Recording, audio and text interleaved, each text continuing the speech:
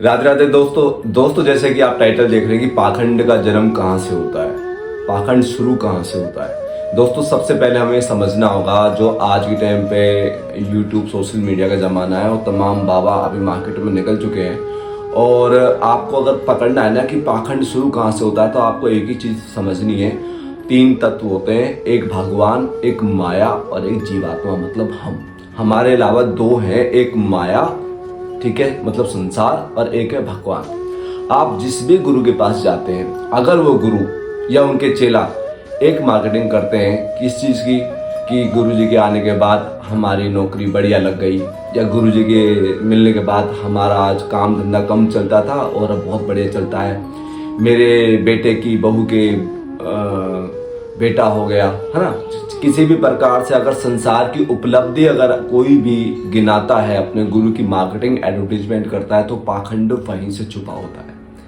क्योंकि हम भगवान की तरफ जाते हैं तो किस लिए जाते हैं? भगवत शांति मतलब भगवत प्राप्ति या भगवान का आनंद प्राप्त करने के लिए।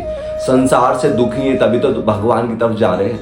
एक सीधा सा लॉजिक है ना, अगर हम संसार में अगर खुश होते, सब कुछ संसार मिलने के बाद अगर हम खुश होते तो भगवान के रास्ते पे जाते ही क्यों? संसार में अगर हम तृप्त होते तो भगवान के रास्ते में जाते ही क्यों? तो जब तक हमको यही समझ नहीं है कि भाई भगवान में सुख है कि संसार में सुख है, तो उन लोग उधर जाकर अगर ये दिखता है ना कि मैंने बहुत से मैं देखता हूँ, देखो देखता इसलिए हूँ क्योंकि मुझे जब तक आपको गलत चीज़ों का नहीं ज्ञान होगा तो आपको सही का भी ज्ञान नहीं हो सकता। आपको अगर संसार का ज्ञान नहीं होगा तो भगवान का ज्ञान भी नहीं हो सकता। जैसे जितना शरीर के लिए कहते हैं ना, जितना आत्मा के लिए परमात्मा जरूरी है, उतना ही शरीर के लिए संसार भी जरूरी है। हम करते हैं क्या है कि भगवत धाम में तो संसार खोजते हैं और संसार में आके भगवान की खुशी ढूंढते हैं।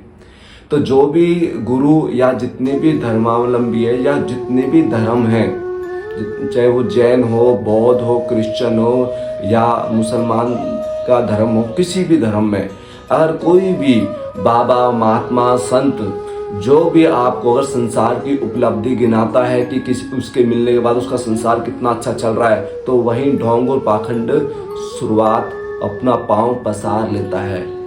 यद्यपि इसके विपरीत किसी का मन भगवान में कितना लगा, ये एक वास्तविक संत महात्मा की पहचान है। वो कभी भी संसार नहीं बांटेगा, वो हमेशा आपको कोशिश करेगा कि भगवान की तरफ आपका चित्त कैसे मुड़े।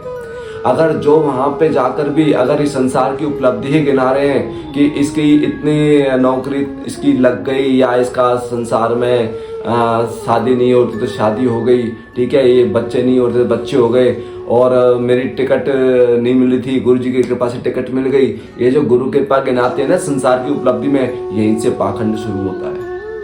क्योंकि भगवान और माया ठीक अपोजिट है।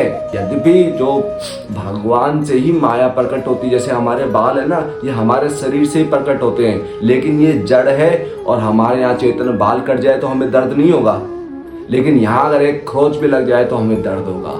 तो यद्यपि जो माया है वो भगवान से उत्पन्न होती है, लेकिन हम भगवान के धाम में क्या चाहते हैं भाई? सुख आनंद। संसार तो पा के अनंत जन्म बीत चुके, लेकिन भगवान के धाम में जाते हैं भगवत शांति, भगवत प्राप्ति या भगवान का आनंद प्राप्त करने के लिए। लेकिन वहाँ पर जब हम ये चीज़ देखते हैं, या मैं पर्सनली अगर मैं देखता हूँ कि अगर संसार की उपलब्धि कोई भी गुरु हो, मैं नाम नहीं लेना चाहूँगा, मैं बड़े बड़े संत महात्माओं जिनका नाम है या जो भी है, मैं नाम नहीं लूँगा, आप समझ जाइए। अगर जहाँ भी उनके चेला जी या वो खुद भी इस चीज़ की एडवर्टीजमेंट करते ना, उनकी आँख बन गई या आँख आ गई, ठीक है, ये संसार एक चीज़ है ना, ये सिर्फ और सिर्फ लोगों को गुमराह करने के लिए, गुरु जी की एडवर्टीजमेंट करने के लिए। आपका मन कितना भगवान में तदाकार हो रहा है, कितना भगवत शांति की ओर अभिमुख हो रहा है, कितने संसार के सुख दुख में आपको वो सुख दुख के कम अनुभव हो रहे हैं, और भगवत शांति की तरफ आपका मन कितनी तेजी से तल्लीन हो रहा है, यही वास्तविक संत की पहचान है। बाकी संत महात्मा के नाम पे ढोंग और पाखंड है।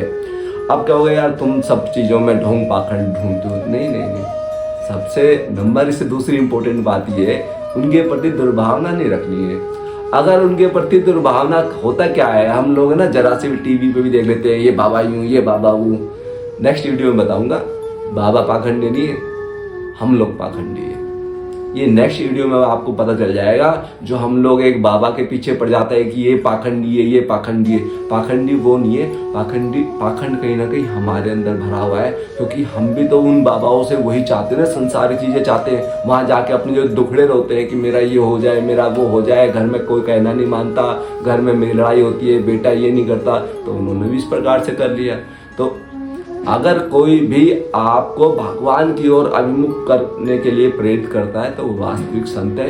बाकी संत महात्माओं के नाम पे नहीं, ढोंग पाखंड है, इससे ज्यादा कुछ नहीं है। नंबर 2, मैं हमेशा बोलता हूँ दुर्भावना नहीं करना, सिर्फ बचकर संभल कर चलना है और संत अच्छे और असली संत महात्मा की शरण में जाकर भगवान की ओर आपको अभिमुख होना है। राधे।